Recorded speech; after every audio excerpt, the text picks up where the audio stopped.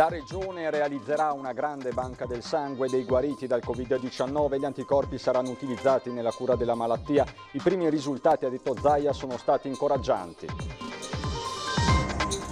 Il test del coronavirus col tampone potrà essere prescritto anche da medici di medicina generale e pediatri, lo prevede una delibera approvata dalla Giunta regionale. Protesta a Rialto dei marinai ACTV per la sicurezza e contro il piano aziendale di riduzione delle corse. La CGIL risolvere il nodo trasporti tra i punti fondamentali della lotta al virus. Artigiani, commercianti, ristoratori ed esercenti proseguono in tutta la città metropolitana di Venezia le proteste dei titolari di attività ancora chiuse per l'emergenza. L'ultimatum della Costa Veneta al governo: da San Michele al Tagliamento. Pasqualino Codognotto, presidente dei sindaci, lancia la partenza della stagione il 1° giugno. 78 persone denunciate dai carabinieri per frode informatica. Le indagini erano partite dalla denuncia di un veneziano che si era visto sottrarre 600 euro dalla sua Postepay. Primi 2 pulcini nati dall'incubatrice che si trova all'unità di crisi della Protezione Civile a Marghera, dove il presidente Zaia fa il punto sull'emergenza coronavirus ogni giorno. Bentrovati telespettatori di Antenna 3 Nord-Est per l'edizione veneziana dei nostri telegiornali. In primo piano la contabilità del contagio secondo l'ultimo report della Regione del Veneto con azienda zero, 53 tamponi positivi in più tra le 8 di questa mattina alle 17 e 8 decessi, questi dati più significativi a livello veneto. In provincia di Venezia parliamo di 25 casi in più di positività e appunto di 2 decessi degli 8 registrati, uno all'ospedale di Venezia, l'altro a Noale. Più in generale i posti letto occupati di terapia intensiva sono 89, a livello regionale 890 invece i pazienti ricoverati in area non critica, meno 12, siamo quindi scesi sotto la soglia dei 900. L'annuncio è arrivato oggi nel corso del consueto punto stampa da parte del governatore Zaia. Sarà realizzata una grande banca del sangue dei guariti dal Covid-19. Gli anticorpi, questo l'obiettivo, saranno utilizzati nella cura della malattia. La nostra idea è quella di costituire una grande banca di sangue di pazienti che si sono ammalati e sono guariti. Loro in teoria hanno gli anticorpi, a noi serve quel plasma con gli anticorpi perché diventa la cura, se dopo tutto sarà confermato, però noi non possiamo permetterci di avere la conferma, girarci indietro e non aver più il magazzino. Né più né meno di una grande banca del sangue dei guariti da Covid. Questo è il nuovo obiettivo della Regione del Veneto. Da quel sangue, o meglio dagli anticorpi in esso contenuti, potrebbe arrivare la cura. Da un lato la prudenza è massima, dall'altro c'è la volontà di anticipare i tempi e non sprecarne nemmeno una goccia. Primo, questo sangue dura 2 anni. Secondo, è comunque sangue che è utile nelle donazioni. Ha qualcosa in più che ci dà anche degli anticorpi che sono un grande valore, che sono gli anticorpi neutralizzanti del coronavirus. A spingere la Regione all'accelerazione i primi risultati in arrivo dagli ospedali veneti, dati già trasmessi alle autorità nazionali. La sperimentazione è stata fatta su 12 pazienti. Mi devo fermare qui e noi abbiamo i dati, però vogliamo prima mandare la relazione con lo studio importante che è stato fatto e dopodiché vediamo anche i dati particolari, però sono pazienti che sono stati trattati assolutamente brillantemente. In attesa delle risposte di Roma, la Regione Veneto, prima in Italia, è pronta a compiere il passaggio. Nelle prossime ore noi inizieremo a rendere,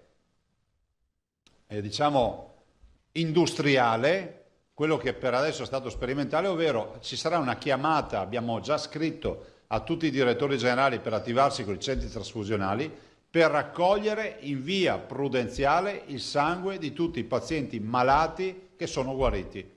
Da qui l'appello del governatore a tutti i guariti che comunque saranno contattati uno a uno dalle ULSS. Mi rivolgo a tutti gli ammalati che sono guariti. Oggi chiediamo agli ammalati che sono guariti in maniera non obbligatoria, ma saranno contattati, di mettersi a disposizione, di donarsi per mezz'ora il braccio e ci preleviamo la sacca di sangue, perché noi stiamo costituendo la più grande banca del sangue e per avere il plasma degli ammalati oggi guariti del coronavirus. L'altro capitolo riguarda l'emergenza economica, con l'approvazione di una misura da 30 milioni di euro di finanziamenti regionali agevolati alle imprese, ma cruciale resta il tema delle riaperture, con la trattativa in corso tra Regione e Governo perché si arrivi già nei prossimi giorni a riavviare negozi e servizi alla persona. Stiamo discutendo e proponendo al Governo di affrontare una fase, di transizione che sia intestata alla responsabilità della Regione. E questo sì, se domani mattina mi dicessero la Regione Veneto ci presenti un piano, non dico faccia, ci presenti un piano per l'apertura secondo dei criteri che ha stabilito, noi siamo pronti, ma domani mattina lo presentiamo, anche perché noi vogliamo aprire tutto. Il test del coronavirus con il tampone potrà essere prescritto anche dai medici di medicina generale e dai pediatri. Lo prevede una nuova delibera della Giunta regionale. Per sottoporsi al tampone in Veneto non sarà più necessaria la prescrizione specialistica. La Regione ha esteso ai medici di medicina generale e ai pediatri di libera scelta l'utilizzo delle procedure per la prescrizione del tampone orofaringeo collegato al coronavirus. La delibera è stata approvata su proposta dell'assessore alla sanità Manuela Lanzarin. Prosegue intanto con risultati incoraggianti anche lo screening all'interno delle case di riposo, effettuato in modo continuativo, ogni 20 giorni il tampone, ogni 10 il test sierologico. Ospiti positivi 2046, quindi meno 276 rispetto al dato che avevamo dato una settimana fa e quindi un meno 0,7%. La percentuale era del 7%, siamo oggi a una percentuale del 6,3% per quanto riguarda gli ospiti. Per quanto riguarda gli operatori, lo stesso un dato molto positivo perché i positivi tra gli operatori sono 1025, quindi meno 79 rispetto al dato di una settimana fa. Recepite osservazioni da FISM, Sonidi, ANCI, aziende sanitarie e comuni, potrebbe infine vedere la luce anche prima di giugno il piano per i centri estivi al tempo del coronavirus, che prevede tra l'altro piccoli gruppi di bambini, misure di protezione per tutti, attività il più possibile all'esterno. Quindi utilizzare anche strutture tipo scuole che hanno grandi spazi all'esterno, il cambio delle scarpe quando si entra in alcune, soprattutto per i più piccoli, quindi per quanto riguarda i bambini, quindi il cambio delle scarpe all'interno, prevede poi che ci sia l'unico genitore che li accompagna, quindi senza fare aggregazione, delle modulazioni, insomma prevede una serie di accorgimenti di questo tipo. Terzo giorno di fase 2 con la CGIL che chiede attenzione per sanità e trasporti. Noi stiamo lavorando attivamente per fare in modo che la fase 2 riparta, ma riparta in termini di sicurezza. La sicurezza. Su questo punto imprescindibile si articola l'azione della CGIL per poter far ripartire il Paese. A Venezia è necessario sviscerare tutte le questioni inerenti, soprattutto per quanto riguarda le piccole e medie imprese. Per avviare davvero la fase 2 va definito con urgenza un protocollo comune con le associazioni datoriali. Oltre al luogo di lavoro è il tema dei trasporti che va affrontato subito. Dobbiamo aumentare il numero delle corse, sia degli autobus che dei vaporetti e non ridurli come è avvenuto in questo periodo. Dall'altro evidentemente anche nelle aziende devono essere organizzate dei turni di entrata diversi da quelli che erano precedentemente, quindi deve essere un'azione sinergica.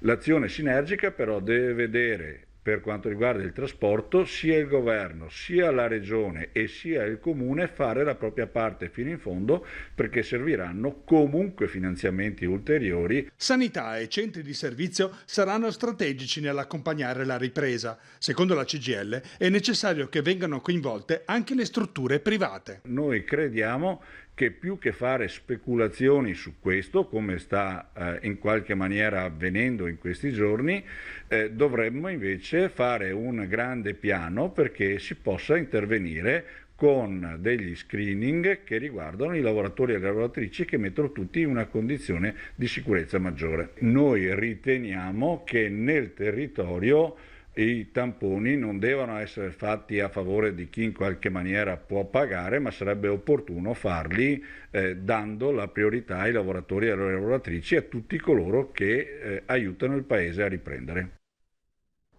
A Venezia intanto i marinai della CTV hanno protestato contro la diminuzione delle corse dei passeggeri legata alle misure di sicurezza a causa del virus. Rispettando le misure di sicurezza, i manifestanti hanno sfilato davanti a Ca' Farsetti, poi hanno percorso il ponte di Rialto. Oltre alle critiche al piano aziendale di riduzione delle corse, i dipendenti lamentano il rischio di aggressioni da parte dei passeggeri e il ricorso massiccio alla cassa integrazione. E di trasporto pubblico locale a Venezia ha parlato oggi il sottosegretario all'economia Baretta, candidato sindaco a Venezia, che si è anche concentrato sul rilancio dell'economia in città. C'è bisogno di ragionare sui prossimi anni, non soltanto sui prossimi mesi, perché ad esempio l'effetto turismo non avremo a breve una soluzione. Dobbiamo immaginare una nuova percorso, una nuove proposte sul turismo, sul commercio, sulla residenzialità. Quindi la sfida vera a questo punto è quella di costruire risposte per l'oggi, per sostenere e per tamponare e per dare sostentamento, ma soprattutto per il domani. Pensare all'oggi, ma anche al domani. Con un'economia in ginocchio per la crisi provocata dal coronavirus, Pierpaolo Baretta indica per Venezia un'azione programmata a 360 gradi al rilancio di una città in profonda difficoltà, dove tensioni e malumori sono affiorati in occasione della manifestazione di piccoli commercianti e artigiani in piazza San Marco. Quella manifestazione aveva due volti, aveva il volto dei commercianti veri, degli artigiani veri che erano in difficoltà, che sono in difficoltà, che hanno fatto bene a porre questo tema, che è legittimo che dicano alle istituzioni, dal governo alla regione, al comune, perché tutti hanno una responsabilità. Non c'è solo il governo, c'è il governo che ha la prima, la regione ha la sua, il comune ha la sua, che dobbiamo dare risposte, questo è giusto. Dopodiché c'è stata anche un po' di strumentalizzazione politica che io trovo sbagliata nei confronti proprio di queste categorie che stanno soffrendo. Sottosegretario al Ministero dell'Economia e delle Finanze e candidato sindaco per il centro-sinistra a Venezia, Pierpaolo Baretta è cosciente del fatto che il turismo viva di dinamiche di lungo corso, ma anche che dove invece si è ricominciato a lavorare siano stati segnalati mezzi pubblici stipati di pendolari, nonostante l'esistenza di soglie anticontagio.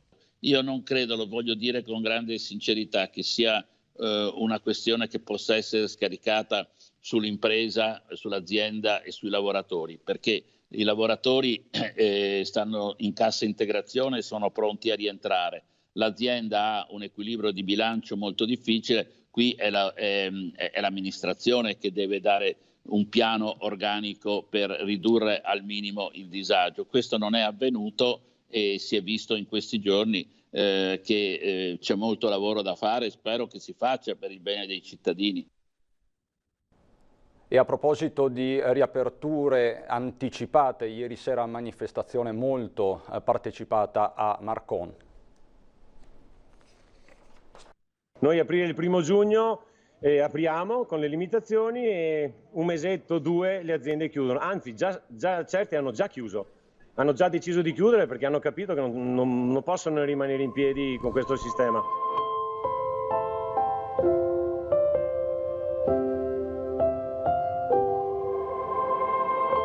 Se apriamo con questi sistemi dovremo licenziare dipendenti, tanti dipendenti staranno a casa e il problema andrà sulle famiglie. Le famiglie da qui avanti saranno molte alla fame. Non basterà riaprire, nemmeno riaprire prima, è già tardi. Il grido che arriva da Piazza Mercato a Marcon è chiaro. In 500 si ritrovano pacificamente rispettando distanze e sicurezza, ma il cuore è in tumulto. Commercianti, artigiani, ristoratori. Mentre sul palco scorre un video che ripercorre l'emergenza sanitaria e la voglia di rialzarsi in piedi, ma sarà dura, durissima, anche dopo il via libera. Per questo la richiesta è forte, un pacchetto di misure che potrebbero salvare tante imprese. Azzeramento delle accise sulle utenze. Sospensione di cartelli avvisi fino al 31/12/2020, intanto. Sospensione o riduzione imposte tributali locali. Abolizione ISA, che è il nuovo sistema fiscale. Contributi a fondo perduto. Credito d'imposta del 60% su canone di locazione immobiliare a favore dei proprietari, perché anche loro hanno bisogno di aiuti. Decurtazione dei costi del contratto di lavoro. Eliminazione del decreto Bersani-Visco crediti d'imposta del 100% sulle spese obbligatorie emergenze coronavirus. La luce in fondo al tunnel forse si vede, ma per le partite IVA serve un faro, non una flebile fiammella. L'Italia in questo momento è ammalata. E come noi, come delle persone si sono ammalati e hanno avuto bisogno di ossigeno per stare in vita, l'Italia oggi come oggi ha bisogno di ossigeno. Il nostro ossigeno è che lo Stato ci deve aiutare in tutte le maniere che può, che sicuramente non si trova in una bella situazione, ma senza ossigeno noi moriamo.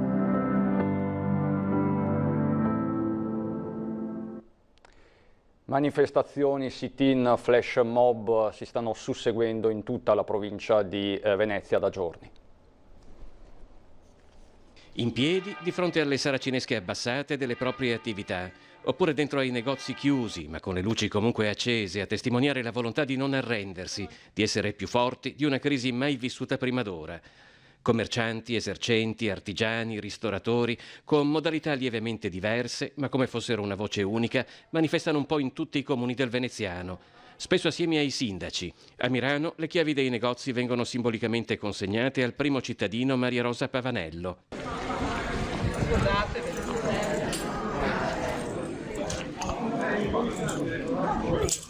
Ad Olo, una manifestazione silenziosa sotto il municipio.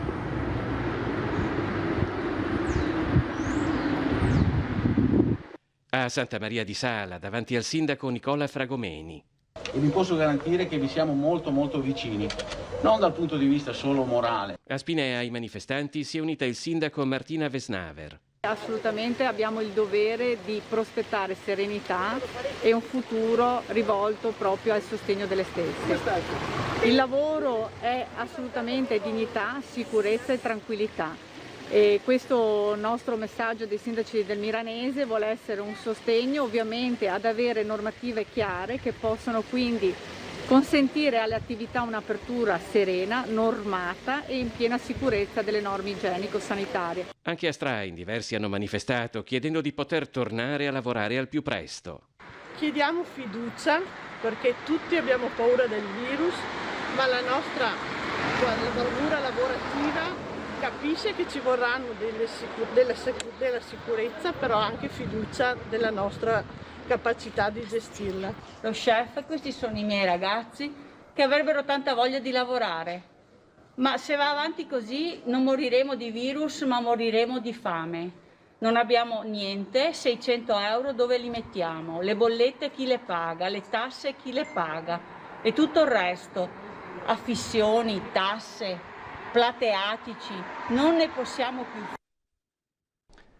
E per un'emergenza ancora in corso ce n'è un'altra di cui si sentono ancora le ripercussioni. Per questo la Commissione europea ha proposto di stanziare 279 milioni di euro per indennizzare i cittadini colpiti dai disastri naturali del 2019. Il 75% di queste risorse sarebbe destinato all'Italia attraverso il Fondo Europeo di Solidarietà. A renderlo noto Andrea Martella, il sottosegretario veneziano con delega all'editoria. Quasi 212 milioni quindi sarebbero le risorse riservate all'Italia. E poi c'è il tema del turismo lungo il litorale veneziano. In collegamento nella nostra edizione straordinaria il primo cittadino di San Michele al Tagliamento Codognotto, che è anche presidente dei sindaci della Costa Veneta, ha incontrato il sottosegretario al turismo Bonaccorsi, al quale ha portato le istanze dei suoi colleghi. Sentiamolo. Le città balneari sono pronte, il concetto chiave delle distanze sociali, cioè la distanza che serve per far sì che eventuali contagi non si diffondano, noi siamo in grado di garantirla. Noi abbiamo intenzione di distanziare gli ombrelloni di sdraio a una distanza tale per cui la famiglia sta tranquillamente al proprio posto, avendo molto più spazio rispetto agli anni precedenti. E quindi può essere evitata tranquillamente il contatto con altre persone. Ma dirò di più, intendiamo applicare lo stesso criterio anche nelle cosiddette spiagge libere, mettendo cioè dei segnaposto, magari anche numerati, di modo che possiamo risalire a colui che lo occupava anche il domenicale per eventualmente delinearne la tracciabilità se questa ci dovesse essere richiesta per qualche motivo sanitario. Abbiamo intenzione di limitare al massimo lo spazio gioco collettivo. Il problema vero oggi è che non c'è un protocollo sanitario che ci dica come dobbiamo organizzare la spiaggia, un albergo, una piscina e quindi quali condizioni devono verificarsi. Questo associato al fatto che non abbiamo ancora una data di partenza di questa stagione turistica 2020, noi al governo abbiamo detto guardate che se non ci date indicazioni noi il 1° giugno intendiamo partire. E quindi lavorate affinché il 1° giugno si possa partire con calma, sicuramente sottotono, ci rendiamo conto tutti, ma non si può ancora andare oltre. Per la cronaca, 78 persone sono state denunciate per frode informatica. Questo è il bilancio delle indagini dei Carabinieri di Venezia a seguito di una denuncia di un veneziano. L'uomo si era visto sottrarre arbitrariamente 600 euro dalla sua PostePay. Attraverso false mail era stato indotto a comunicare i suoi dati protetti ai malviventi, quasi tutti di origine romena. I militari hanno poi scoperto altri 500 casi simili in Italia. Il denaro veniva poi incassato in Romania. Sempre per la cronaca, incidente nel primo pomeriggio di oggi lungo l'autostrada A4 tra San Donà e Cessalto, coinvolto un tir che è uscito autonomamente di strada, forse a causa dello scoppio di uno pneumatico, anche se le cause dovranno essere chiarite dalle forze dell'ordine. Il camion si è poi capovolto su un lato in mezzo alla corsia in direzione Trieste. Il tir ha perso il carico di materiale cementizio che ha invaso la carreggiata. Sul posto la polizia autostradale, avvertita da altri automobilisti, insieme agli ausiliari di Autovie Venete e ai vigili del fuoco. Il conducente del mezzo pesante è stato soccorso dai sanitari del SUEM e trasportato all'ospedale. L'incidente ha provocato disagi al traffico in direzione est. E adesso invece vi mostriamo le immagini che arrivano dall'unità di crisi di Marghera, dove da oltre 2 mesi il presidente Zaia fa il punto dell'emergenza coronavirus. Si tratta di 2 pulcini nati nell'incubatrice. Le uova erano state donate da un bambino trevigiano.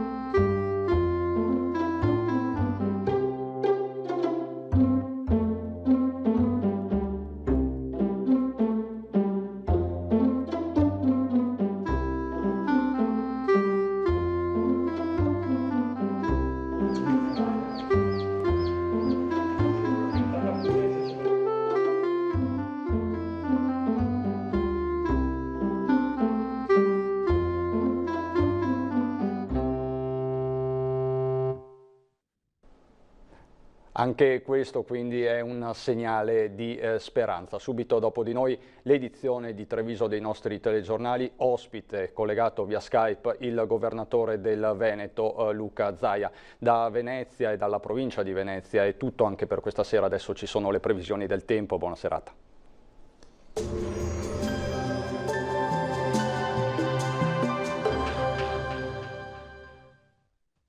Bentrovati al meteo. L'alta pressione favorisce una sequenza di giornate stabili e con clima mite e temperature in aumento. Il dettaglio di giovedì 7 maggio. Sul Veneto avremo generali condizioni di bel tempo, non sono previste precipitazioni particolarmente degne di nota. Sarà infatti ampiamente soleggiato e il cielo si presenterà, vedete, prevalentemente sereno e sgombro da nubi. Temperature gradevoli, minime fino a 12 gradi, valori massimi compresi invece tra i 21 e i 24 gradi. Stessa situazione anche sul Friuli Venezia Giulia, con tempo buono e con ampio soleggiamento, salvo per qualche annuvolamento ma senza ulteriori conseguenze. Temperature minime tra 8 e 11 gradi, massime tra i 19 e i 23 gradi. Infine ci spostiamo sul Trentino Alto Adige, anche qui tanto sole con cielo sereno o velato su tutti i settori. Temperature minime sugli 8-9 gradi, massime tra i 22 e i 24 gradi all'incirca. Dal meteo di Antenna 3 per ora è tutto, grazie per l'attenzione e arrivederci al prossimo aggiornamento.